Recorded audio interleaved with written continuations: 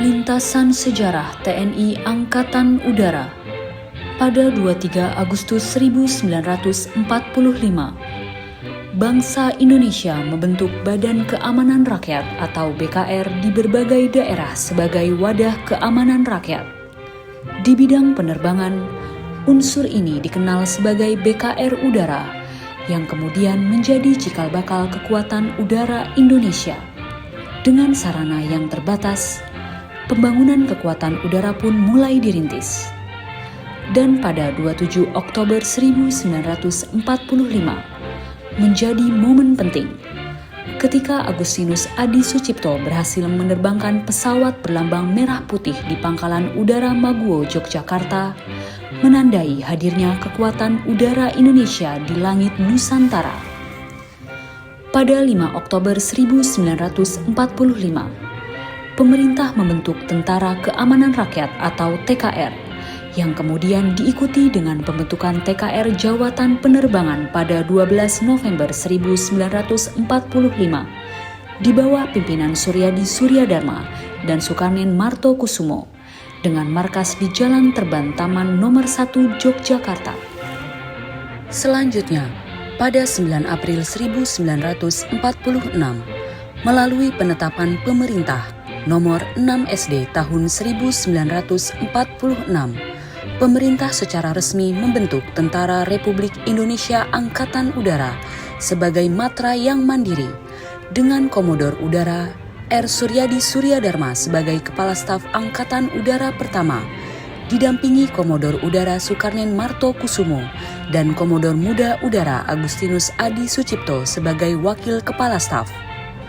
Sejak itu, TNI Angkatan Udara mulai menunjukkan peran nyata dalam mempertahankan kemerdekaan, antara lain melalui Operasi Udara Pertama pada 29 Juli 1947 dan Operasi Lintas Udara Pertama pada 17 Oktober 1947.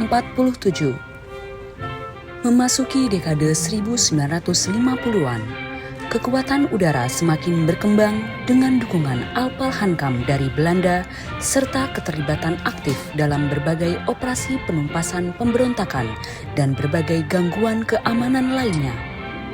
Pada dekade 1960-an, TNI Angkatan Udara mencapai puncak kejayaan sebagai salah satu kekuatan udara terkuat di Asia Tenggara dan berperan penting dalam berbagai operasi strategis.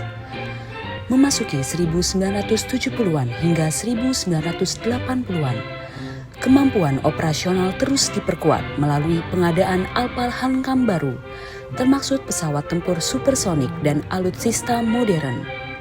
Memasuki abad ke-21, TNI Angkatan Udara memadukan teknologi Barat dan Timur untuk memperkuat kemandirian pertahanan serta berperan aktif dalam operasi militer perang dan operasi kemanusiaan, termasuk penanggulangan bencana alam di Sumatera dan Aceh pada akhir 2025, serta misi kemanusiaan di luar negeri.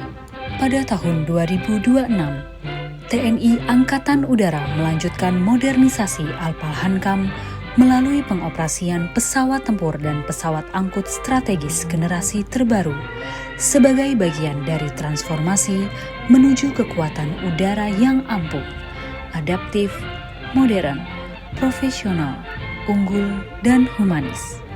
Selama 80 tahun pengabdiannya, TNI Angkatan Udara terus menunjukkan profesionalisme, dedikasi, dan ketangguhan dalam menjaga kedaulatan udara serta mendukung pertahanan dan kemajuan bangsa.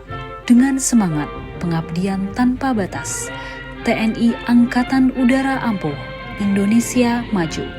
Dirgahayu Tentara Nasional Indonesia Angkatan Udara, Swabuana Paksa.